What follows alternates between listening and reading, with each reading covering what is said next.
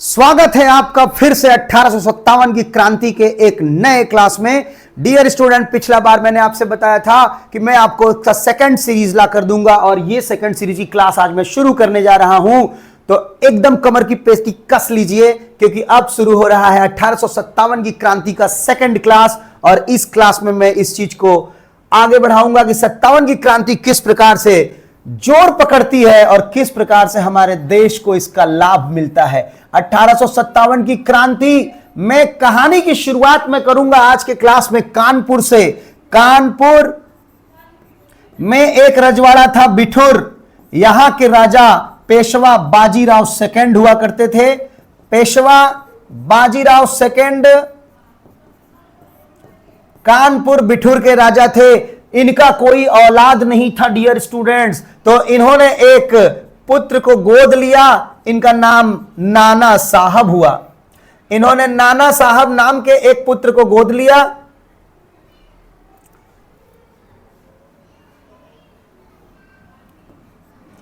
Peshwa Bajirao second के संतान नाना साहब। नाना साहब इनकी ओरिजिनल संतान नहीं थे, ये अडॉप्ट किए गए थे। इनके कोई संतान नहीं था, इसीलिए इन्होंने नाना साहब को अडॉप्ट किया था। जबकि नाना साहब का रियल नेम इतिहास में पूछता है। रियल नेम नाना साहब का था धोंधू पंत, और ये कई बार परीक्षा में पूछा हुआ है बच्चों। धोंधू पंत नाना साहब का रियल नाम है, इसको आप लर्न कर लीजिएगा। This is very important question. अब नाना साहब के एक सेनापति हुआ करते थे जो इनके गुरु भी हुआ करते थे। नाम था उनका तात्या टोपे। तात्या टोपे नाना साहब के संरक्षक थे और यह तात्या टोपे बाजीराव सेकंड के द्वारा अपॉइंट किए गए थे। नाना साहब को बचपन से इन्होंने ही सभी प्रकार की विद्याएं उपलब्ध कराई थी। समय बीतता गया। बाजीराव सेकंड एक दिन मृत्यु को प्राप्त हो जाते हैं और तब बाजीराव सेकंड की मृत्यु के बाद नाना साहब बिठूर के उत्तराधिकारी बनते हैं। मगर यह बात अंग्रेजों को गवारा न थी। यह बात अंग्रेजों को गवारा न थी क्योंकि आपको मैंने बताया है डॉक्ट्रिन ऑफ लैप्स का एक रूल जो इंडिया में इंप्लीमेंट किया गया था लॉर्ड डलहौजी के द्वारा। इसी नियम को हम लोग कहते हैं गोद लेना निषेध या हड़प की नीति। इस हड़प की नीति के अंतर्गत अंग्रेजों ने अपनी गंदी निगाहें कानपुर की ओर की और पेशवा बाजीराव के मरने के बाद नाना साहब का विरोध करते हुए वो लोग गए और कहे कि नाना साहब आप कानपुर की गद्दी से हट जाइए क्योंकि यू आर एडॉप्टेड सन, आप ओरिजिनल संतान नहीं है पेशवा बाजीराव सेकंड के। नाना साहब ने यहां अंग्रेजों का विरोध किया और उनसे लड़ाई भी लड़ा। तो अंग्रेजों का एक युद्ध यहां पर दिखाया जाता है 57 की क्रांति में जो नाना साहब से हुआ था। और नाना साहब इस युद्ध में पराजित हुए। यह भी लिखा है कि नाना साहब इस युद्ध में पराजित हुए। तात्या टोपे ने इनकी मदद की, फिर भी ये पराजित हुए। अंग्रेजों के पास पावर थी। देखिए अंग्रेजों के पास बंदूकें थी, तोपें थी, मगर इन लोगों के पास ज्यादातर तलवारें थी।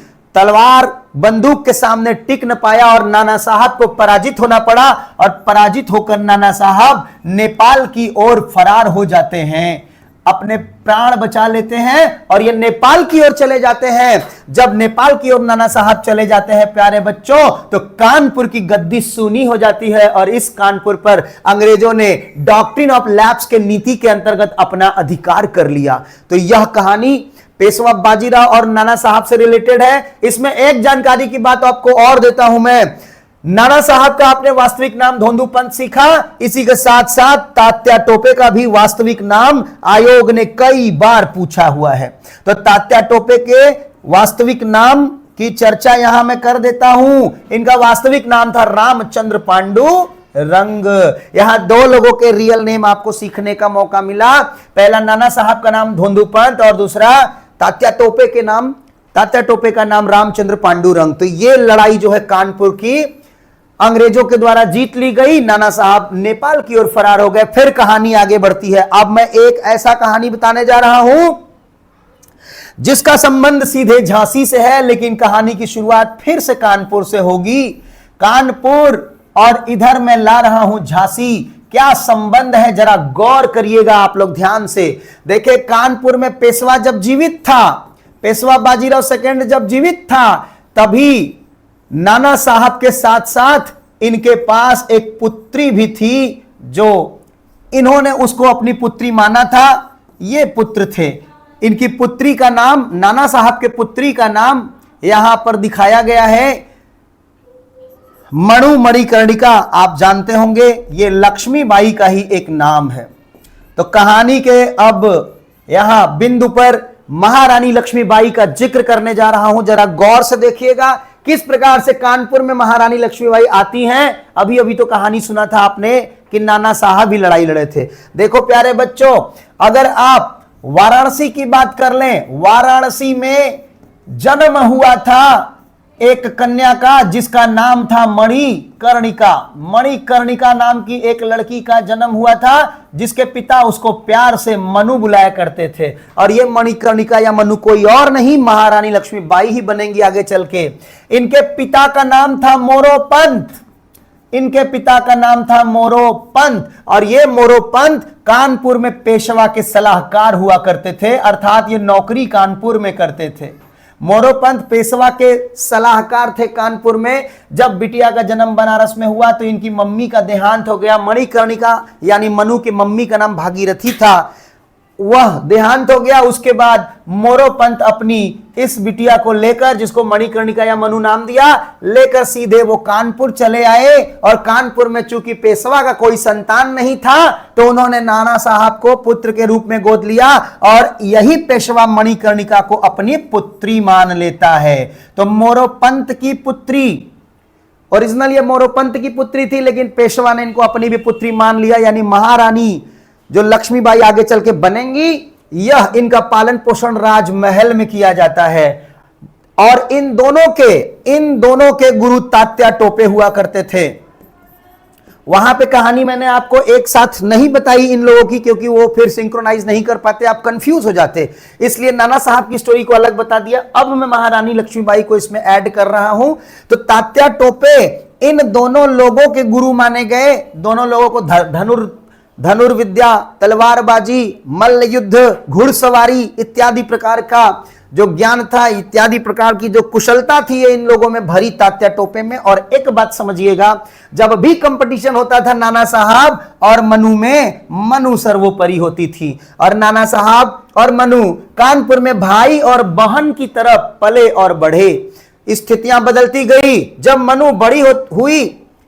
यहां पर एक चीज और बता दूं आपको, ये जो नाना साहब थे मनु या मणिकर्णिका को प्रेम से छबीली नाम से बुलाया करते थे, क्योंकि इनका स्वभाव बड़ा नटखट था और ये छबीली नाम से बुलाई जाती थी कानपुर में। अब इसके बाद जब ये बड़ी होती हैं तब झांसी के राजा गंगाधर राव के घर के लोग, गंगाधर राव झांसी के राजा थे, इनके घर के लोग कानपुर में आते हैं और कानपुर के पेशवा से बात करते हैं कि आप अपनी पुत्री छबीली, मणिकर्णिका, मनु, इनका विवाह हमारे राजा गंगाधर राव से कर दीजिए। तो यहां बैकग्राउंड में मैं एक बात और लिखूंगा प्यारे बच्चों, कि वाराणसी में जन्म लेती है मणिकर्णिका, मनु, और इनका पालन पोषण कहां होता है? कानपुर में होता है।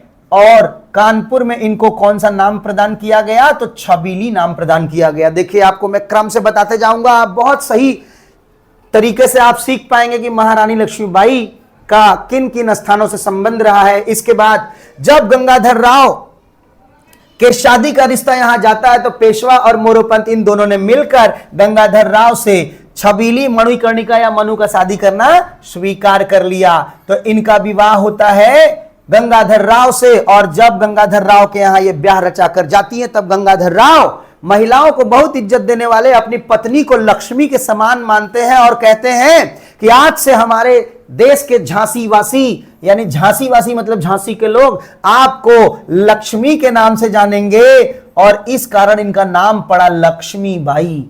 तो लक्ष्मीबाई झांसी में जाकर के इनका नाम पड़ा। तो आप यहां पर झांसी को भी लिखेंगे और यहां पर लिखेंगे कि इनका विवाह झांसी में हुआ था और तब इनका नाम पड़ा था लक्ष्मीबाई। यहां पे एक मैटर को बहुत क्लियर कर दे रहा हूं, वाराणसी में जन्मी, कानपुर में पली बढ़ी, झांसी में ब्याही गई और हर जगह अलग अलग इनको नाम प्राप्त होता है। आपको पता होना चाहिए विद्यार्थियों, गंगाधर राव और लक्ष्मीबाई का एक संतान भी उत्पन्न होता है जिसका नाम दामोदर रखा गया। दामोदर इनका पुत्र हुआ, लेकिन हाय रे किस्मत, एक छोटे से नन्हे से बालक के प्राण के दुश्मन बहुत सारे लोग थे। झांसी घराने के ही षड्यंत्रकारियों ने, जो नहीं चाहते थे गंगाधर राव राजा रहे, वो भला इनके पुत्र को राजा के रूप में आगे चल के कैसे स्वीकार कर सकते थे। इसलिए इस दामोदर की बचपन में ही हत्या कर दी गई, चाहे जैसे भी खाने में कुछ मिला के या जैसे भी। लक्ष्मीबाई के इस पुत्र की बचपन में हत्या हुई। पिता और माता दोनों शोक में चले गए और पिता का हृदय जो है कमजोर निकला। अपने पुत्र के वियोग में राजा गंगाधर राव की मृत्यु हो गई, लेकिन लक्ष्मीबाई जो है मजबूत हृदय की निकली, इन्होंने खुद को संभाल लिया। अब यहां लक्ष्मीबाई के सामने देखिए पुत्र के मृत्यु का गम और इधर पति के मृत्यु का गम, ये अकेली पड़ गई और अब झांसी की बागडोर को इन्होंने संभाल लिया। जब ये अकेली पड़ गई तो अंग्रेजों की गंदी निगाह फिर झांसी पर पड़ती है और अंग्रेज मुंह उठा के यहां पे आएगा और कहेगा रानी लक्ष्मीबाई से कि रानी आप झांसी का साम्राज्य छोड़ दीजिए, क्योंकि डॉक्ट्रिन ऑफ लैप्स के नीति के अंतर्गत आपका कोई संतान नहीं है, इसलिए हमारा ये हुआ, झांसी हमारा हो गया। लक्ष्मीबाई ने कहा कि अगर मेरा संतान होता तो तुम लोग हट जाते। लोगों ने, अंग्रेजों ने कहा हां मेरा आपका संतान होता तो हट जाता, लेकिन अब तो आपका संतान है नहीं। उन्होंने सोचा 2 मिनट के लिए कह देते हैं कि आपका संतान होता तो हट जाते। तभी लक्ष्मीबाई ने अपने एक दासी के पुत्र को दासी से मांग लिया, बोला क्या तुम मुझे अपने बेटे को सौंप दोगी। दासी बड़ी ही अच्छे स्वभाव की थी इनकी, उन्होंने तुरंत कह दिया रानी मेरा ये पुत्र लीजिए, मैं आपको सौंपती हूं। रानी ने अपने दासी के पुत्र को तुरंत लिया अंग्रेजों के सामने और उसको वहीं पर अपने मरे हुए बेटे दामोदर का नाम दे दिया और इस प्रकार से यह दामोदर रानी लक्ष्मीबाई के द्वारा गोद ले लिया गया। तो इसको हम लोग दत्तक पुत्र कहते हैं। तो रानी लक्ष्मीबाई का एक लड़का जो खुद का था दामोदर, वो तो अब गुजर चुका था, तो उन्होंने एक दासी के पुत्र को गोद लिया, नाम दिया दामोदर और अंग्रेजों से कहा अरे अंग्रेजों लो मेरा बेटा, मेरा उत्तराधिकारी आ गया, अब तुम लोग यहां से जाओ। अंग्रेजों ने कहा ऐसे थोड़ी ना होता है, 2 मिनट में बच्चा डाउनलोड, नहीं हम नहीं मानेंगे। जब रानी लक्ष्मीबाई ने देखा कि अंग्रेजों ने इस प्रकार की बातें की तो अंग्रेजों को रानी लक्ष्मीबाई ने वहां से मार करके खदेड़ दिया, अंग्रेजों को अपने महल से भगा दिया। जब अंग्रेज महल से भाग जाता है तो जाकर के अपने बड़े अंग्रेज अधिकारी से कहता है कि महाराज रानी ने तो हमको मार के भगा दिया, अब हम दोबारा उसके पास नहीं जाएंगे, अगर रानी से लड़ना हो तो कोई ब्रांडेड टाइप का अंग्रेज लाइए। तो बच्चों रानी से लड़ने के लिए अंग्रेजों ने इंग्लैंड से एक अंग्रेज मंगवाया, उस अंग्रेज का नाम था सर ह्यूरोज, जो रानी से लड़ने के लिए स्पेशली बुलवाया गया था। यह अंग्रेजों का सेनापति था। और तब तक प्यारे बच्चों, तब तक कानपुर का ये केस जो अभी पहले क्लास में मैंने आपको इधर बताया, कानपुर के ये जो पेशवा बाजीराव और नाना साहब का जो केस बताया कि नाना साहब फरार हो गए, ये खत्म हो चुका था। लक्ष्मीबाई तो झांसी में थी। इनके पास अचानक से पहुंचते हैं तात्या टोपे। कौन पहुंचता है? तात्या टोपे पहुंचते हैं। तात्या टोपे से लक्ष्मीबाई मिलकर पूरा हालचाल लेती हैं और पूछती है नाना भैया कहां गए। तब उन्होंने बताया कि नाना भैया युद्ध में पराजित हो गए और नेपाल की ओर चले गए हैं। इस प्रकार से तात्या टोपे का स्वागत लक्ष्मीबाई करती हैं और तात्या टोपे को अपना सेनापति बनाती हैं। तो रानी के सेनापति कौन थे, यानी लक्ष्मीबाई के सेनापति कौन थे? तो उत्तर होगा तात्या टोपे। और लक्ष्मीबाई का विरोध में अंग्रेजों का सेनापति कौन था? तो उत्तर होगा ह्यूरोज। घमासान युद्ध होता है झांसी की धरती पर। रानी ने अपने पुत्र को अपने पीछे बांधा पीठ पर और लड़ने के लिए रणभूमि में आ गई। लेकिन आप जानते हैं कि रानी भले ही बहादुरी से लड़ी, मगर रानी को इस युद्ध में हार का सामना करना पड़ा। रानी झांसी में सर ह्यूरोज की सेना के सामने टिक नहीं पाई, मगर फिर भी उन्होंने घुटने न टेके, इन्हें रानी को यहां से हटना पड़ा। रानी जब झांसी को छोड़कर हट जाती हैं, मतलब हार जाती हैं, तब रानी कालपी में पहुंचती हैं। कालपी में जाकर इन्होंने शरण लिया। तो देखिए रानी का झांसी से जब निष्कासन हुआ तो वो सीधे कालपी नामक स्थान पर आती हैं। यहां पे कालपी में लिख दे रहा हूं ताकि आपको बाद में सिंक्रोनाइज करने में आसानी हो। कालपी में रानी ने शेल्टर लिया, कुछ दिनों तक शरण लिया कि तभी रानी को पता चला कि ग्वालियर में एक राजा है जिसका नाम है सिंधिया। ग्वालियर का सिंधिया यह अंग्रेजों का मददगार था। ग्वालियर का सिंधिया अंग्रेजों की ओर से लड़ता था। वहां की जनता ने इस राजा से बगावत कर लिया। जनता बोलती है कि ये कैसा राजा है तू, सारी दुनिया सारा भारत अंग्रेजों से लड़ रहा है और तू अंग्रेजों का साथ दे रहा है। इस कंडीशन में ग्वालियर के सिंधिया का जब ये खबर रानी तक आया तो रानी फौरन ग्वालियर चली गई, वहां के जनता को अपने पक्ष में मिला लिया और जनता ने भी रानी का साथ दिया, क्योंकि रानी तो असली मर्दानी थी। अब जनता के सपोर्ट से रानी ग्वालियर के किले में पहुंचती है और सिंधिया को मारकर यहां से भगा देती है। सिंधिया यहां से भाग जाता है और जाहिर सी बात है भाग के कहां जाएगा, अंग्रेजों के पास जाएगा। जब ये अंग्रेजों के पास चला जाता है तो ग्वालियर का किला खाली हो जाता है। अब रानी ने इस ग्वालियर के किले पे अपना कब्जा कर लिया। रानी ग्वालियर के किले में कब्जा कर लेती है और इधर सिंधिया भागकर किसके पास जाएगा, अंग्रेजों के पास जाएगा और अंग्रेजों से जाके कहेगा कि रानी ने तो मार के भगा दिया महाराज, त्राहिमाम त्राहिमाम। अब अंग्रेज में सर ह्यूरोज रानी को ढूंढ रहा था, तो रानी को वो ढूंढते हुए ग्वालियर में अपनी सेना लेकर के आया। सर ह्यूरोज अपनी सेना लेकर के ग्वालियर में आएगा और यहां ग्वालियर के किले में कब्जा कर लेगा। कई दिनों तक ग्वालियर का गेट न खोला जाएगा, लेकिन रसद वगैरह की कमी के कारण ग्वालियर के गेट को खोला गया और ग्वालियर में कुछ विश्वासघाती लोग भी थे, वो भी अंग्रेजों से मिल चुके थे। इस प्रकार से रानी को फिर से जो है रणभूमि में आना पड़ा और इस बार रानी ने जो रणभूमि में घमासान मचाया उससे ह्यूरोज की रूह भी कांप गई कि क्या बात है, ये तो रानी असली मर्द है इस रणभूमि में। लेकिन इतिहास इस बात को जानता है कि रानी वीरों की तरह लड़ी, मगर लास्ट में यहां पर रानी वीर गति को प्राप्त हो जाती है। बच्चों, रानी वीर गति को प्राप्त हो जाती है। वीर गति को प्राप्त हो जाना मतलब वीरों की तरह रणभूमि में लड़ते हुए मृत्यु को प्राप्त हो जाना। लेकिन एक बात ध्यान रखिएगा, रानी ने कसम खाया था कि अंग्रेजों के पास ऐसी कोई गोली और बंदूक न बनी जो रानी के सीने को छलनी कर सके। इसलिए रानी जब रणभूमि में देखती है कि अब मैं लहूलुहान हो चुकी हूं, अब मेरे बचने की कोई उम्मीद नहीं है, तो उनको अपनी कसम याद आती है कि अंग्रेजों के पास कोई ऐसी गोली नहीं है जो रानी को मार सके। तो वो बारूद के ढेर पर जो आग जल रहा था उसी पर कूद जाती हैं और समझ लीजिए खुद को वीर गति के हवाले कर देती हैं, मृत्यु के हवाले कर देती हैं। और जब उनकी लाश उस रणभूमि में पड़ी थी उसको देखकर सर ह्यूरोज भी हैरान था। और ये वही अंग्रेज था जिसने एक स्टेटमेंट जारी किया था कि यहां रणभूमि में मर्दों के बीच सोई एक ये जो महिला है यही अकेली मर्द है। 1857 की क्रांति की अकेली मर्द रणभूमि में सर ह्यूरोज ने किसको बताया, रानी लक्ष्मीबाई को बताया। तो लास्ट पॉइंट पे यहां लिखा जाएगा ग्वालियर नामक स्थान पर रानी को वीर गति प्राप्त हुआ। अब यहां पे क्या आपने सीखा, वाराणसी में जन्मी, कानपुर में पली बढ़ी, झांसी में ब्याही गई, कालपी में शरण लिया और ग्वालियर में वीर गति को प्राप्त हुई। अब ये आपको कंफर्म हो गया होगा गाइस।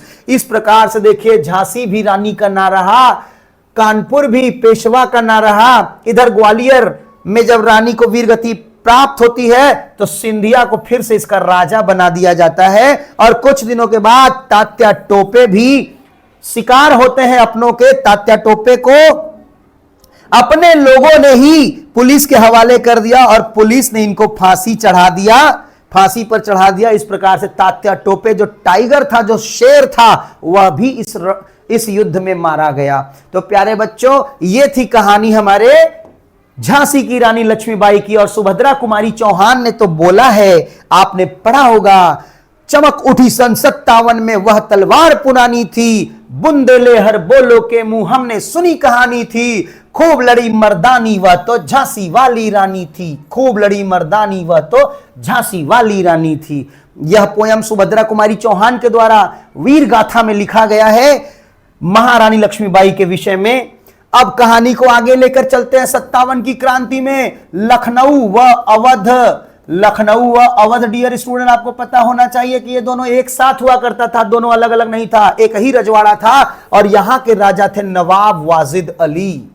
नवाब वाजिद अली को अंग्रेजों ने कुशासन के आधार पर अपदस्थ कर दिया, इनको पद से हटा दिया। और उस स्थिति में इनकी पत्नी, जिनका नाम बेगम हजरत महल था, इन्होंने लखनऊ व अवध की बागडोर थाम ली। इस राजा की पत्नी का नाम था बेगम हजरत महल और इनका एक नन्हा सा पुत्र था बिरजिस कादिर। अंग्रेजों ने इन्हें भी नहीं छोड़ा। बिरजिस कादिर इनका पुत्र था। सबसे पहले अंग्रेजों ने नवाब को पद से हटाया और जब बेगम हजरत महल ने लखनऊ अवध की गद्दी थामी तब अंग्रेज इनके पास मुंह उठा के पहुंचा, बोला बेगम आपको महल से हटना पड़ेगा। बेगम ने कहा मेरे पास तो मेरा खुद का उत्तराधिकारी है, भले ही छोटा है, ये आगे चल के बनेगा मेरा बाहुबली यानी मेरा उत्तराधिकारी, तब तक मैं ही करूंगी शासन, और बाकी तो आप जानते ही हैं। तो बेगम हजरत महल जब लखनऊ और अवध की गद्दी नहीं छोड़ती हैं तब अंग्रेज जो है इनसे युद्ध करने के लिए आता है। अंग्रेजों का एक बड़ा अधिकारी था, कैंप बेल नाम था उसका। ये आता है रानी यानी बेगम हजरत महल से युद्ध करने, और इस युद्ध में आप एक क्वेश्चन और पढ़ लीजिएगा, सबसे अधिक सिपाही कहां से लड़े थे? सबसे अधिक सिपाही इस क्रांति में अवध से लड़े थे, जिनकी लगभग संख्या 75,000 थी, अप्रॉक्स 75,000 के लगभग संख्या अकेले अवध से लड़ा गया था सिपाहियों के द्वारा। यह इतिहास में लिखा हुआ है 57 की क्रांति में। इस युद्ध में कैंपबेल ने रानी को पराजित कर दिया और रानी भी अपने बेटे को लेकर के कहां की ओर निकल गई? नेपाल की ओर चली गई। तो नेपाल चली जाती है और इस तरह से लखनऊ और अवध पर अंग्रेजों का कब्जा हो जाता है। प्यारे बच्चों, ये सारी कहानियां जो है 57 की क्रांति की हैं। अब मैं आपको कुछ इंपॉर्टेंट फैक्ट्स और देने जा रहा हूं इस क्रांति का, आप उसको ध्यान से समझिए। देखिए, इस क्रांति में अनेकों लोगों ने लड़ाइयां लड़ी और वो अनेकों स्थान से लड़ाई लड़े थे। तो स्थान का नाम और जो इसका लीडर होगा, जो नेतृत्व करने वाला होगा, उसका नाम मैं आप सबको दे रहा हूं। तो अगर आपको मैं एक लिस्ट दे दूं, आप इसको याद कर लीजिए, तो ये 100% संभावना रखता है कि आपके क्वेश्चन में यहां से, आपके परीक्षा में एक क्वेश्चन तो यहां से पूछ ही लेगा। जैसे दिल्ली था, कानपुर, झांसी, लखनऊ व अवध, फैजाबाद, इलाहाबाद, बरेली, मथुरा, गोरखपुर, असम और जगदीशपुर। ऐसे बहुत सारे स्थान थे। जगदीशपुर बिहार में है। ऐसे बहुत सारे स्थान थे जहां से क्रांतिकारियों ने 57 की क्रांति में अपनी महती भूमिका निभाई। और आपने कुछ तो जानते ही होंगे, दिल्ली से नेतृत्व किया था बहादुर शाह जफर ने, याद होगा, जिसको रंगून निर्वासित किया गया था अंग्रेजों के द्वारा। कानपुर से नेतृत्व करने वाले थे नाना साहब, इनका नाम याद रखिएगा, इनका वास्तविक नाम था धोंदू पंत, जो बताया था आपको।